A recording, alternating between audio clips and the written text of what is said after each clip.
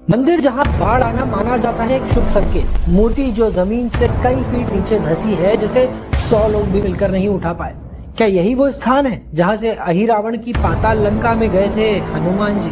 आज मैं आपको लेकर चलूंगा प्रयागराज के संगम तट पर विराजित बड़े हनुमान मंदिर की यात्रा पर।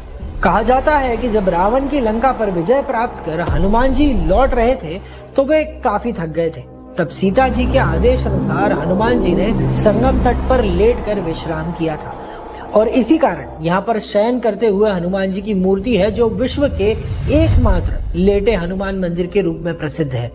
ऐतिहासिक कथाओं की माने तो लगभग 600 साल पहले मुगल आक्रांताओं ने आकर इस मूर्ति को हटाने की कोशिश की थी। तब 100 सैनिक साथ मिलकर भी इस मूर्ति को हिला तक नहीं पाए थे, बल्कि हनुमान जी के चमत्कार से ये मूर्ति जमीन में और नीचे धंसती चली गई थी और अचानक वहां से पानी की एक धारा फूट पड़ी थी, जिससे पूरा नगर जलमग्न हो गया था। तब से भक्तों का विश्वास इस मंदिर में और भी मजबूत हो गया। हनुमान जी की ये विशेष 20 फीट लंबी दक्षिण मुखी मूर्ति अलग अलग स्वरूपों में पूजी जाती है, जैसे बड़े हनुमान जी, लेटे हनुमान जी, किले वाले हनुमान जी और बांध वाले हनुमान जी। यहाँ हनुमान जी की दाईं और राम जी और लक्ष्मण जी और बाएं हाथ में गदा है। साथ ही उन्होंने अपने बाएं पैर के नीचे राक्षसी कामदा और अहिरावण को दबा रखा है।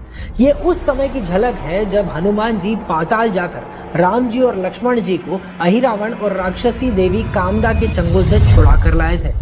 यह मूर्ति इस बात का संकेत देती है कि इस मंदिर का संबंध भी पाताल की उस कथा से जरूर है और संभावना है कि मूर्ति के नीचे वह द्वार है जहां से बजरंगबली राम जी और लक्ष्मण जी को छुड़ाने अहिरावण की लंका गए थे।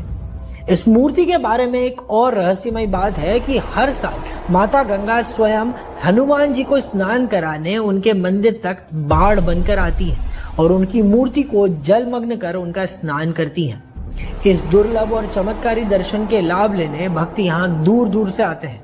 मान्यता है कि त्रिवेणी संगम में स्नान करने के बाद यदि इस मंदिर के दर्शन नहीं किए तो संगम स्नान अधूरा माना जाएगा। ज्येष्ठ मास के बड़े मंगलवारों पर यहाँ विशेष भंडारों का आयोजन होता है। आप जब भी प्रयागराज आएं तो प्रकृति और आस्था के इस अनोखे संगम के दर्शन करने जरूर आए। आज के एपिसोड में